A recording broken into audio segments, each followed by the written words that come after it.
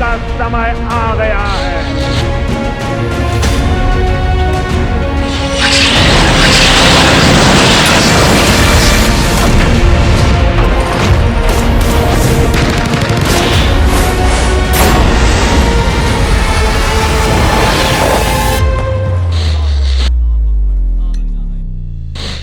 हमने आतंकवादियों को मिट्टी में मिलाने के लिए भारत की सेनाओं को पूरी छूट दी और आज हर आतंकी, आतंक का हर संगठन जान चुका है कि हमारी बहनों बेटियों के माथे से सिंदूर हटाने का अंजाम क्या होता। ऑपरेशन सिंदूर सिर्फ नाम नहीं, ये देश के कोटि कोटि लोगों की भावनाओं का प्रतिबिंब है। ऑपरेशन सिंदूर न्याय की अखंड प्रतिज्ञा है। भारत की सेनाओं ने पाकिस्तान में आतंक के ठिकानों पर, उनके ट्रेनिंग सेंटर्स पर सटीक प्रहार किया। आतंक के अड्डों पर भारत की मिसाइलों ने हमला बोला, भारत के ड्रोन्स ने हमला बोला, तो आतंकी संगठनों की इमारतें नहीं बल्कि उनका हौसला भी थर्रा गया। बहावलपुर और मुरीद के जैसे आतंकी ठिकाने एक प्रकार से ग्लोबल टेररिज्म की यूनिवर्सिटीज रही। दुनिया में कहीं पर भी जो बड़े आतंकी हमले हुए हैं, चाहे 9/11 हो, चाहे लंदन ट्यूब बॉम्बिंग हो, या भारत में दशकों से जो बड़े बड़े आतंकी हमले हुए, उन सब के तार कहीं ना कहीं आतंक के इन्हीं ठिकानों से जुड़ते रहे। भारत ने आतंक के ये हेडक्वार्टर्स उजाड़ दिए। भारत के इन हमलों में 100 से अधिक खूंखार आतंकवादियों को मौत के घाट उतारा गया। भारत के सशक्त एयर डिफेंस सिस्टम ने उन्हें आसमान में ही नष्ट कर दिया। पाकिस्तान की तैयारी सीमा पर वार की थी, लेकिन भारत ने पाकिस्तान के सीने पर वार कर दिया। भारत ने पहले 3 दिनों में ही पाकिस्तान को इतना तबाह कर दिया जिसका उसे अंदाजा भी नहीं था। आतंकवाद के इंफ्रास्ट्रक्चर को बड़े पैमाने पर तबाह कर दिया। आतंकियों को मौत के घाट उतार दिया गया। पाकिस्तान के सीने में बसाए गए आतंक के अड्डों को हमने खंडहर बना दिया।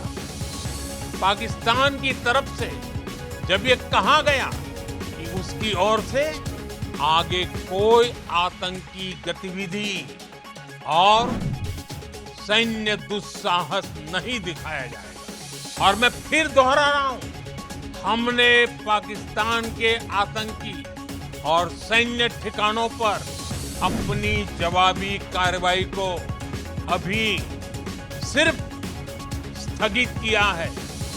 आने वाले दिनों में हम पाकिस्तान के हर कदम को इस कसौटी पर मापेंगे कि वो क्या रवैया अपनाता है।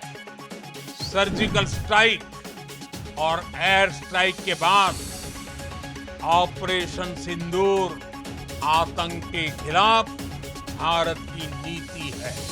ऑपरेशन सिंदूर ने आतंक के खिलाफ लड़ाई में एक नई लकीर खींच दी, एक नया पैमाना, न्यू नॉर्मल तय कर दिया। भारत पर आतंकी हमला हुआ तो मुंह तोड़ जवाब दिया जाएगा। हम अपने तरीके से, अपनी शर्तों पर जवाब देकर रहेंगे। हर उस जगह जाकर कठोर कार्रवाई करेंगे जहां से आतंक की जड़ें निकलती हैं।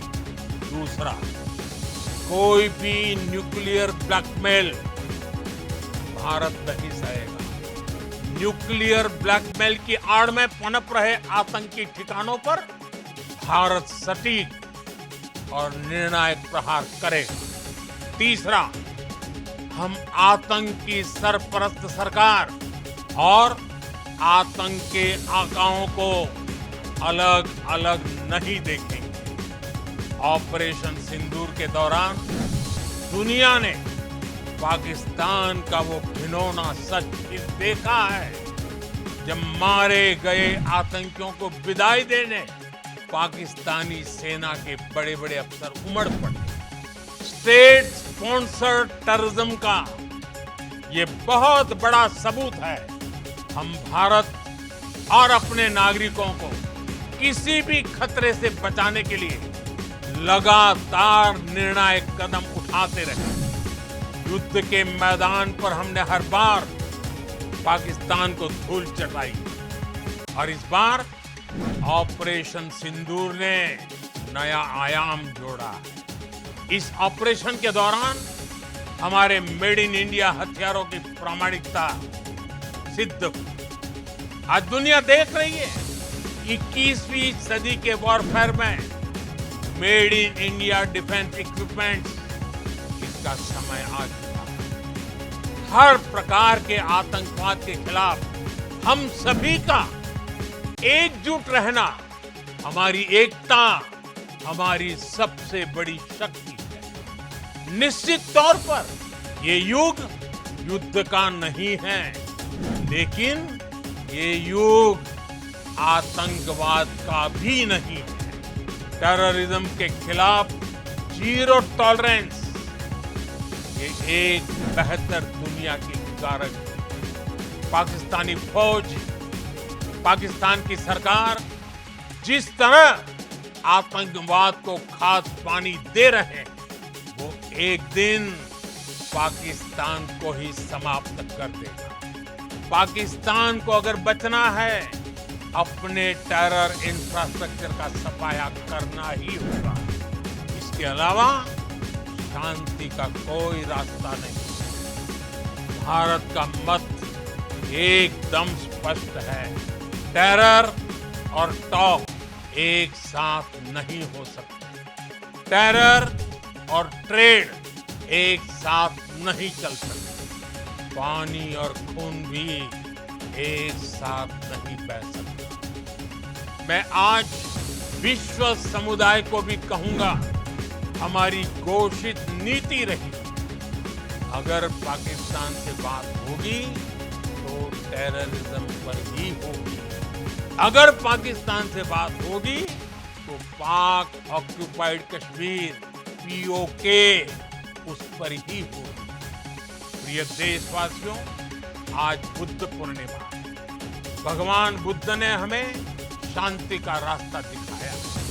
शांति का मार्ग भी शक्ति से होकर जाता है। मानवता शांति और समृद्धि की तरफ बढ़े, हर भारतीय शांति से जी सके, विकसित भारत के सपने को पूरा कर सके, इसके लिए भारत का शक्तिशाली होना बहुत जरूरी है और आवश्यकता पड़ने पर इस शक्ति का इस्तेमाल भी जरूरी है।